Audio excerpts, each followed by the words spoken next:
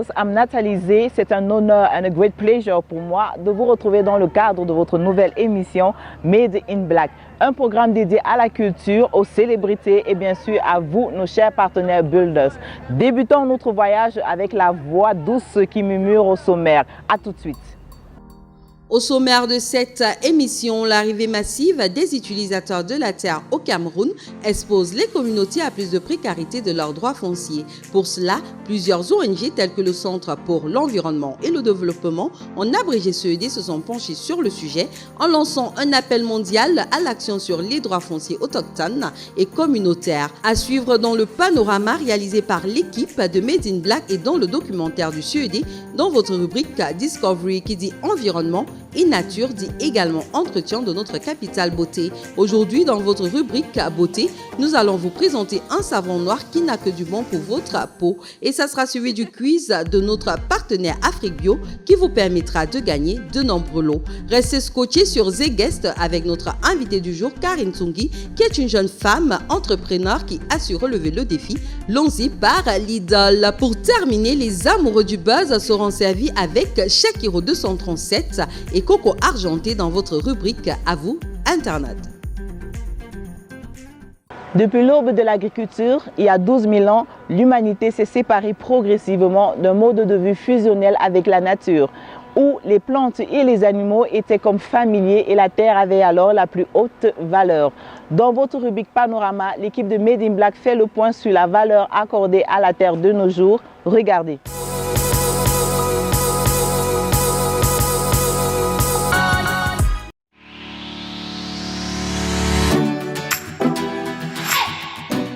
Sécuriser les droits fonciers autochtones et communautaires constitue la pierre angulaire dans le monde juste et équitable.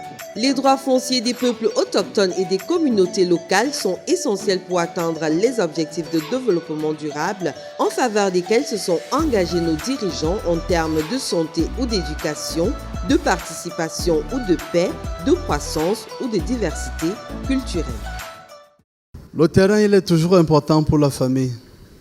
Une terre, c'est aussi important pour la famille. Mais imaginez-vous, quand nous avons la terre, nous pouvons faire beaucoup de choses.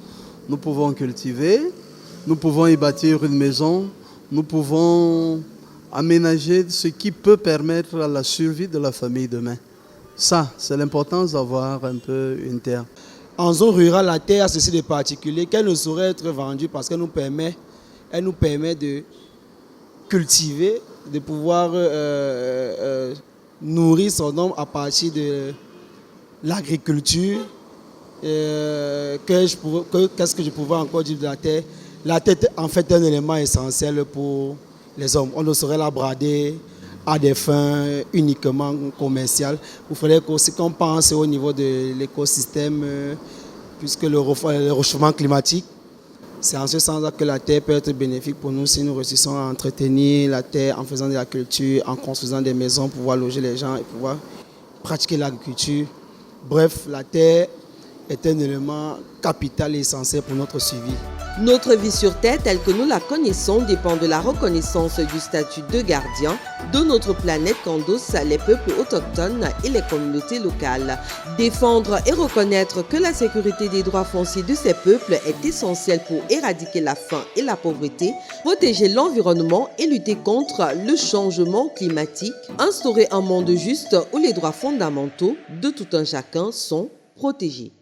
L'arrivée massive des utilisateurs de la terre au Cameroun expose les communautés à plus de précarité dans leurs droits fonciers. Dans notre rubrique Discovery aujourd'hui, le Centre pour l'environnement et le développement, en abrégé CED, vous donnera tous les détails sur l'appel mondial à l'action sur les droits fonciers autochtones et communautaires. C'est un mini-documentaire signé CED. Regardez.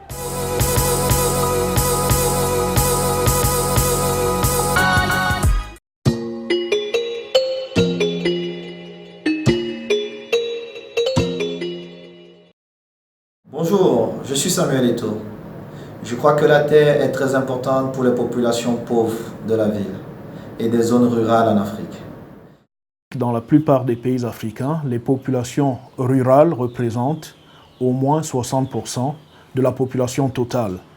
Et c'est également dans ces endroits-là que l'on travaille pour nourrir les habitants des villes. La terre, pour les communautés, représente tout, essentiellement tout. C'est utile pour l'habitat, c'est utile pour les cultures, c'est utile pour la pharmacopée, c'est utile pour les pratiques ancestrales. La terre est le lieu par expérience où nous implémentons nos connaissances traditionnelles. Car c'est sur la terre que pousse la ressource, à partir de laquelle nous avons eu des réponses à tous les problèmes qui se posaient à un moment donné. De manière culturelle, la terre appartient à la communauté. De manière spirituelle, la terre appartient aux communautés. La terre pour nous est un emprunt. Et cet emprunt, nous devons le léguer à ceux qui vont arriver. Ce qui fait que nous ne devons point l'aliéner. Nous ne pouvons pas penser la terre, penser la propriété terrienne à partir de la transformation de celle-ci. Nous avons des usages qui n'ont pas besoin de transformation, par exemple la chasse. On fait face aujourd'hui à des situations où les gens sont devenus sans terre à cause de ceux qui décident à qui appartient la terre. Le droit moderne fait de l'administration le propriétaire de toutes les terres, pendant que le droit coutumier fait des communautés les véritables gestionnaires de la terre. Dans ma région, nous avons les Baka, communément appelés pygmées, à qui on ne reconnaît aucun droit sur la terre. Comment vont-ils vivre dans le vivre ensemble où nous sommes aujourd'hui s'ils n'ont pas de terre? Il est important que leurs droits soient reconnus sur la terre, parce que même comme principale source de problèmes dans la gestion de communautés, nous remarquons que c'est les structures coutumières de règlement des litiges qui règlent plus facilement les problèmes de terrain que le droit moderne. Et reconnaître ce droit de propriété aujourd'hui aux communautés, ça revient à leur dire que vous pouvez permettre, à travers vos connaissances traditionnelles, un réel décollage sans compétition avec les autres. En fait, la gestion de la terre est en réalité l'équilibre social et l'organisation sociale. C'est quelque chose de primordial pour la vie des individus, des institutions et même jusqu'aux États. Donc il faut sécuriser les communautés, leur reconnaître des droits sur la terre, leur donner la propriété pour qu'elles puissent continuer à nourrir tout le monde, pendant que les investisseurs qui arrivent se contenteront des espaces qui ne sont pas encore sous la propriété des communautés. Il faut travailler avec les communautés pour arriver à identifier les espaces sur lesquels elles revendiquent la propriété. Et il y a plusieurs exercices qui peuvent permettre de faire cela, mais le meilleur exercice, c'est la cartographie participative qui implique les communautés et leur permet d'identifier par elles-mêmes les espaces qu'elles revendiquent. La cartographie participative basée sur les usages permet de comprendre que aucune portion de terre n'est vide. Toute portion de la terre appartient à un individu. Il n'y a pas de terre vacante quelque part.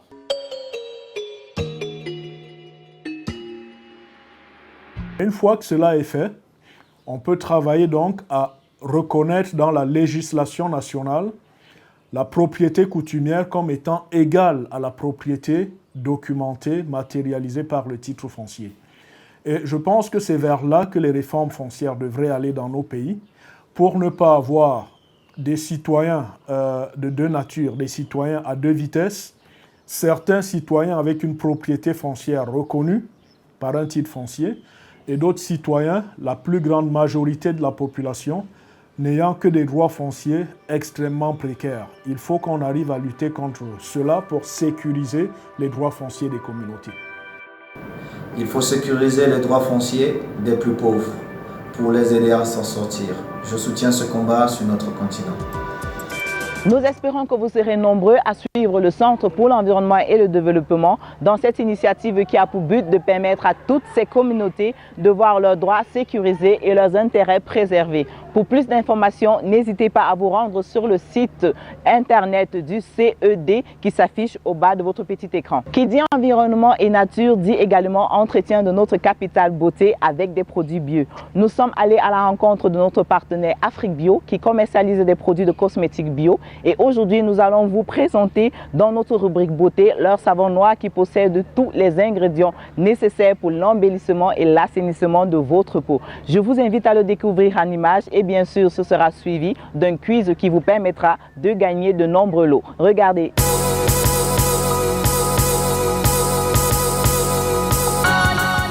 De tout temps, les hommes ont utilisé les plantes pour se soigner et aussi pour s'embellir. Whether you are young, old, men, women, black skin or mixed skin, and also oily and dry and sensitive skin, vous avez tous une peau unique.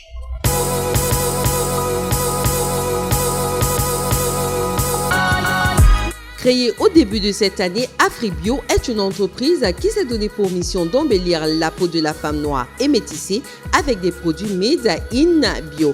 Inspirés par tous les produits naturels que l'on retrouve dans nos forêts, leur savon, déjà présent sur le marché, n'a que du bon pour notre capitale beauté et aujourd'hui, nous avons choisi de vous présenter le savon noir de la marque. Tout comme l'huile d'argan, le beurre de karité, le savon noir fait partie de ces cosmétiques qui embellissent la peau. Il faut dire que les vertus de ce savon noir sont très nombreuses à retour sur ses bienfaits.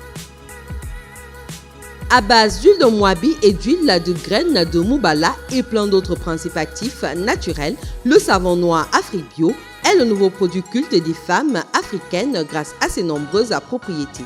L'avantage de ce savon noir est qu'il convient à tout type de peau et la première vertu qu'on lui accorde est son pouvoir exfoliant. Sur une peau humide, appliquez le savon noir AfriBio et frottez avec un gant Kessa pour venir à bout des peaux mortes et autres toxines.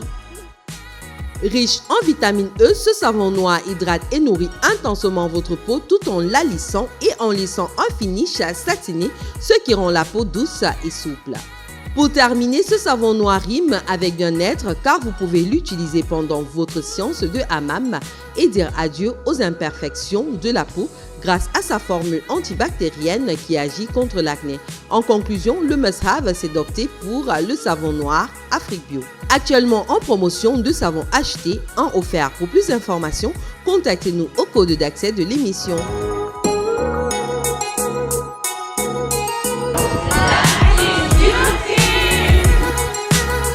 Si vous avez suivi attentivement la rubrique beauté d'aujourd'hui, répondez à cette question qui vous permettra de gagner de nombreux lots et plein d'autres opportunités offertes bien sûr par Afrique Bio. La question, le savon noir qui vous a été présenté aujourd'hui est un produit cosmétique de quelle entreprise? Comme proposition, nous avons 1. Les laboratoires Biopharma, 2. Afrique Bio, 3. Lana Cosmétique. Envoyez vos réponses au 6 90 25 62. Les 5 premiers à trouver la bonne réponse pourront participer au stage Afrique Bio qui aura lieu du 20 août au 20 septembre 2019 à Yaoundé et à Douala. Le meilleur pendant ce stage sera recruté en qualité de commercial dans l'entreprise Afrique Bio. Bonne chance à tous!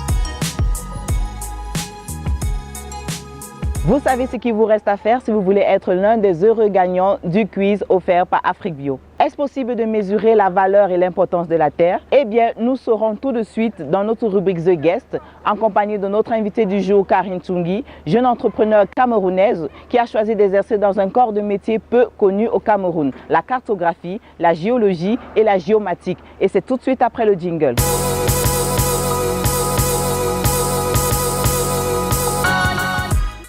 Bon après-midi, Madame Karine Tsungi.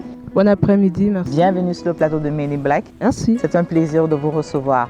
Alors, vous êtes CEO d'une entreprise nommée GeoVectorix et vous avez un parcours jusqu'ici assez exceptionnel. Et nous aimerions revenir là-dessus. Est-ce que vous pouvez nous dire qui est Karine Tsungi et nous parler un peu de votre parcours? Alors, je me définis comme une femme au pluriel. Je suis née le 24 mars 1988 dans la ville de Yaoundé. d'un papa Ewondo, feu Sa Majesté Tchongi Aïssi Laurent, et d'une maman Eton. Je suis originaire du département du Nyong-Esso, un petit village qui s'appelle Angwamfeme, dans l'arrondissement de Komjap. Je suis consultante en mine, géologie et géomatique. Je donne cours à mes heures perdues dans certaines universités publiques et privées, de géologie minière, parfois de géomatique. Et également, je suis la PDG et fondatrice d'une entreprise qui s'appelle GeoVectorix. Un parcours assez intéressant. Pouvez-vous nous parler, nous raconter ce parcours-là, votre parcours professionnel? Alors, mon parcours professionnel commence comment? Après mon master, j'ai eu la chance de bénéficier d'un stage professionnel et académique aussi en même temps dans une entreprise qui s'appelle Kamayon, une compagnie minière australienne qui va exploiter le fer de Balam, le fameux gisement. Et étant en stage, j'ai pu voir certains besoins du marché professionnel dans le secteur de la mine. Et comme plusieurs mois plus tôt, j'avais suivi une formation en géomatique à l'Institut national de cartographie, et je me suis dit, comme j'aime les ordinateurs et je fais une formation en mine géologie, pourquoi ne pas, au regard de tout ce que j'ai identifié comme problématique dans le secteur professionnel, en faire un métier. Donc c'est comme ça, en septembre 2011, je crée mon entreprise qui s'appelle GeoVectorix et qui propose donc justement des services autour de la mine, géologie et géomatique. Est-ce que si on parlait de votre parcours en tant que votre début, en tant qu'entrepreneur, parce que forcément quand on débute, quand on commence, on est confronté à certaines difficultés et tout. Donc pouvez-vous nous raconter comment étaient vos débuts? Vous avez créé votre entreprise en 2011. Comment ça a été dès les débuts? Alors, dès les débuts, c'était pas très facile parce que je partais avec très peu de sous. Il faut dire que j'ai d'abord été consultante pour des compagnies minières de façon indépendante. J'étais consultante indépendante.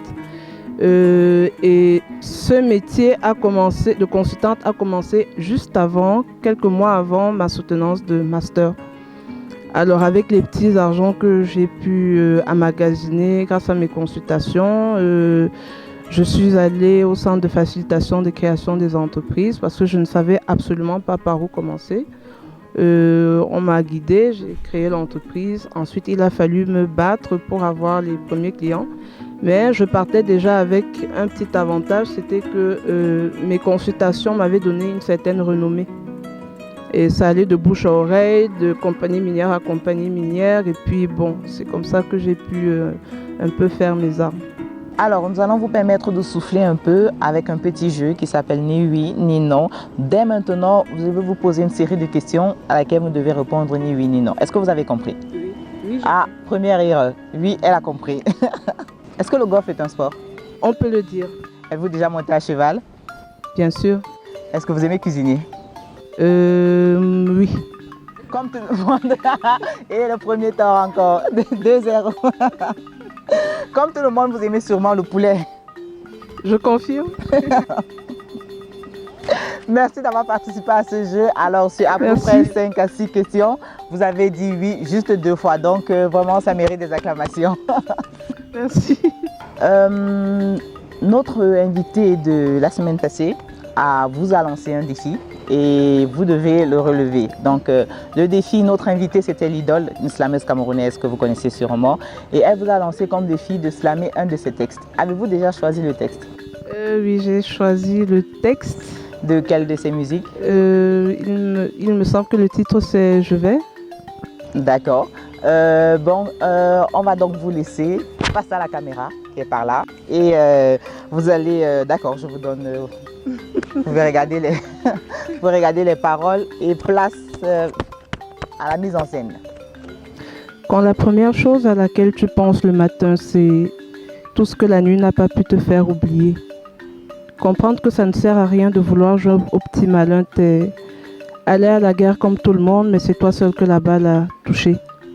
En quelques secondes, tu es passé de l'autre côté de la barrière, où sont passées les caresses et les mots doux, où est passé l'être cher. Merci. Félicitations, défi relevé l'idole. Notre invitée Karine Tchongi a relevé avec brio votre défi.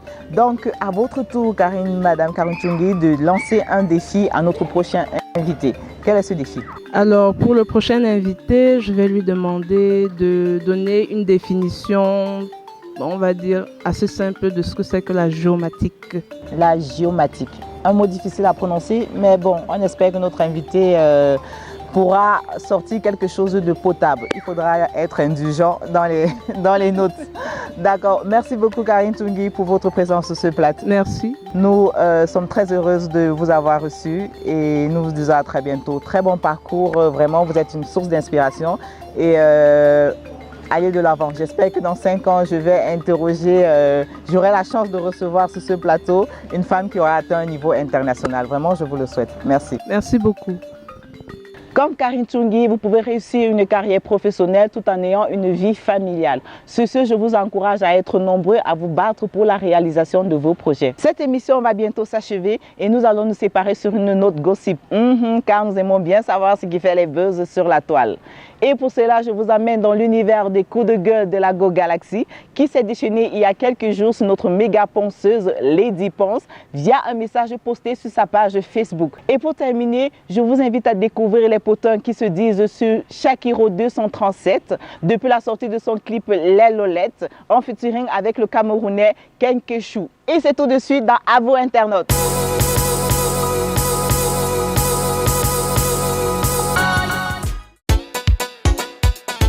Beck Records. Ni rao kaila ni rao sense. Kakakas bubu. Muye mayo. Kube. Muye mayo. Kakakas bubu. Kube. Muye mayo. Kube. Muye mayo.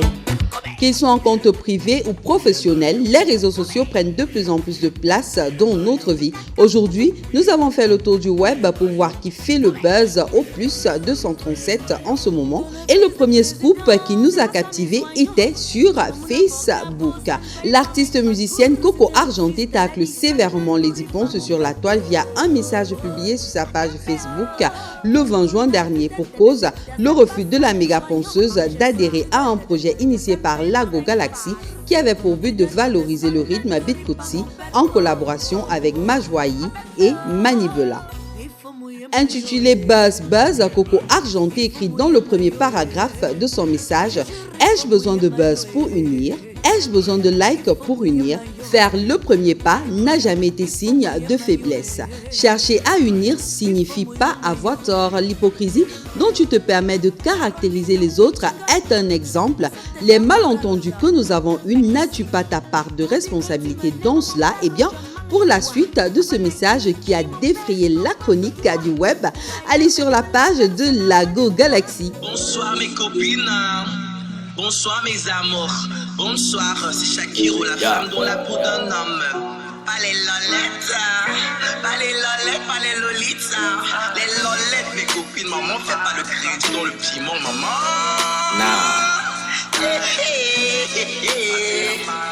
Mes copines, oh mes copines. Elle fait pas le crédit dans le piment, maman. Elle fait pas le crédit dans le piment, papa. Toujours sur le web, Shakiro 237 se déchaîne en écrivant sur son Snapchat « Je suis une femme dans la peau d'un homme ». Critique « Ma vie si la tienne est un exemple ». Une réponse à tous ses détracteurs sur les réseaux sociaux depuis la sortie officielle de son clip intitulé « Pas les lolettes ». On ne fait pas le crédit dans le piment, maman. En collaboration bien sûr avec le rappeur camerounais Ken Keshou. Dès qu'il joue, devant lui t'es comme une chienne. Il te dit que sa femme revient et te fait battre par la fenêtre. Ton numéro il supprime, ton prénom il oublie. Si t'as pas pris tes dos avant, le matin tu bagues l'angle. Elle fait pas le crédit dans le piment, maman. Et oui, le transgenre Shakiro a mis également sur la table via une vidéo YouTube dans laquelle il raconte son histoire de misère en tant que gay et transgenre camerounais. Bonsoir tout le monde, c'est moi, c'est Shakiro, beaucoup connu comme la femme, mon slogan de toujours, la femme dans la peau d'un homme. C'est moi, la transgenre la plus courageuse